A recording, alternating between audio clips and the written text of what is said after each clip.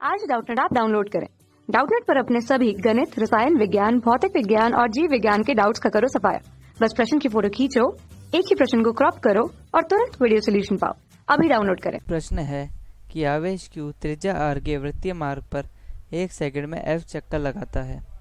मार्ग के केंद्र पर उत्पन्न चुंबकीय क्षेत्र की तीव्रता का व्यंजक स्थापित कीजिए। तो आइए हल करते हैं इस प्रश्न को। क्योंकि ये एक वृत्त है और इस वृत्त पर आवेश Q 1 सेकंड में F चक्कर लगाता है और इसकी त्रिज्या है r। तो इसके चक्कर लगाने की आवृत्ति हमारे पास क्या हो जाएगी? आवृत्ति हमारे पास वो हो जाएगी F के बराबर, क्योंकि हम जानते हैं कि 1 सेकंड में जितने चक्कर ये आवेश लगा रहा है वो इस आवेश की आवृत्ति हो जाएगी। अब हम देखते हैं कि इसके अंदर धारा कितनी बह रही है, क्योंकि हमें मार्ग के इसके केंद्र पर चुंबकीय क्षेत्र की तीव्रता ज्ञात करने के लिए धारा का मान होना जरूरी है। क्योंकि जो चुंबकीय क्षेत्र होगा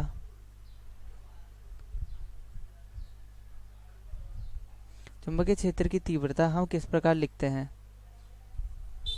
ये लिखते हैं हम B बराबर म्यू नॉट I बटा 2R से। तो चूंकि R तो है हमारे पास, जो कि स्मॉल r है, लेकिन हमारे पास I का मान नहीं है। तो आइए पहले उसको ज्ञात करते हैं।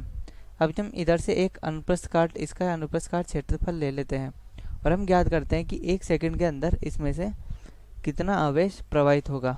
तो सबसे पहले हम ये देखते हैं कि जो Q आवेश है ये इसी अनुप्रस्थ काट के क्षेत्रफल में दोबारा कब लौट कर आ रहा है।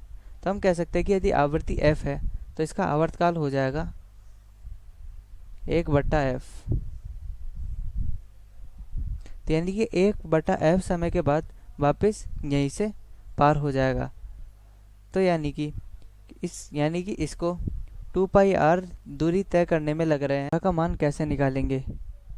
तो धारा होगा, वो होता है आवेश बटा समय, क्योंकि धारा की परिभाषा होती है कि इकाई आवेश में इकाई समय में बहने वाला आवेश। तो आवेश कितना बह रहा है इसमें? कुल Q आवेश बह रहा है और हमारे पास कितना समय है, यानी कि इस आवेश में यही Q आवेश वापस 1/f समय बाद लौट रहा है। तो धारा का मान हमारे पास QF के बराबर हो जाएगा, क्योंकि हमने उस समय से इसको डिवाइड कर दिया है। तो अब इकाई समय के लिए हमारे पास जो आवेश बह रहा है वो हमारे पास आ चुका है। तो अब हमें आसानी से चुंबकीय क्षेत्र की तीव्रता ज्ञात कर सकते हैं। तो B का मान हम लिखेंगे म्यू I बटा 2R, यानी कि म्यू QF बटा 2R। तो ये हमारे पास क्या होगी? चुंबकीय क्षेत्र की तीव्रता। अब यदि हम दिशा निकालें तो दिशा निकालने के लिए भी एक इधर शर्त होनी चाहिए, यानी कि हमें पहले पता होना चाहिए कि आवेश वामावर्ती गति कर रहा है, दक्षिणावर्ती गति कर रहा है। अब इस चित्र में वह गति कर रहा है वामावर्ती, तो वामावर्ती गति करेगा तो इसकी जो चुंबकीय क्षेत्र की दिशा है वो हम दाएं हाथ के नियम से ज्ञात करेंगे। अगर हम अपनी अंगुलियों को आवेश की गति की दिशा में मोड़ते हैं तो हमारे पास जो चुंबकीय क्षेत्र की दिशा है वो तल के लंबवत ऊपर की ओर प्राप्त होती है, यानी कि वामावर्ती घूर्णन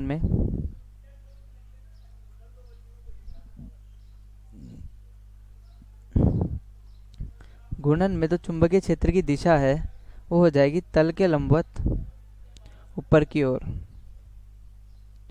और यहीं यदि हम दक्षिणावर्ती की बात करें कि आवेश जो बह रहा है वो दक्षिणावर्ती दिशा में बह रहा है, तो दक्षिणावर्ती दिशा के अनुसार अपनी अंगुलियां घुमाने पर हमें जो दिशा प्राप्त होगी वो तल के लंबवत अंदर की ओर प्राप्त होगी। तो इस प्रकार हमने प्रश्न हल किया। कक्षा 6वीं से 12वीं से लेकर नीट, IIT, JEE वो एडवांस के लेवल तक 1 करोड़ से ज्यादा छात्रों का भरोसा। आज ही डाउनलोड करें डाउटनेट ऐप या व्हाट्सएप करें अपने सारे डाउट्स 8400 400 400 पर।